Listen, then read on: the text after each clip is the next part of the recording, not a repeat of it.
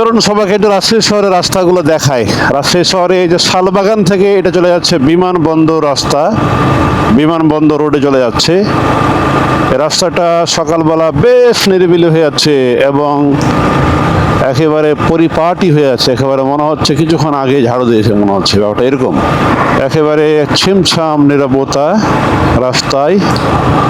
শুক্রবারে রাস্তা একটু ফাঁকাই থাকে, তো সেই ফাঁকা রাস্তা দিয়ে চলে যাচ্ছি। রাজশাহী ওয়াসা ভবন, এই যে সে ওয়াসা ভবন, এটা কত বড় একটা ভবন, বাবারে বাবা, এত বড় ভবনের দরকার আছে ঘোড়ার ডিম। তো এই যে রাস্তায় চলে যাচ্ছে আমরা, তেলের সন্ধান। এই যে মানুষ যাচ্ছে, কিন্তু তেল কোথায় পাচ্ছে এরা?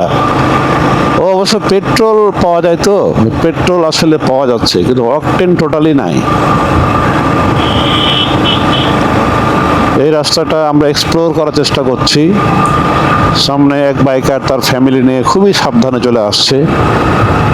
সাবধানে থাকা দরকার আছে, পরিবারকে সুরক্ষা, নিজেকে সুরক্ষা দেওয়ার জন্য মানুষ কতই না সচেতন থাকার চেষ্টা করছে।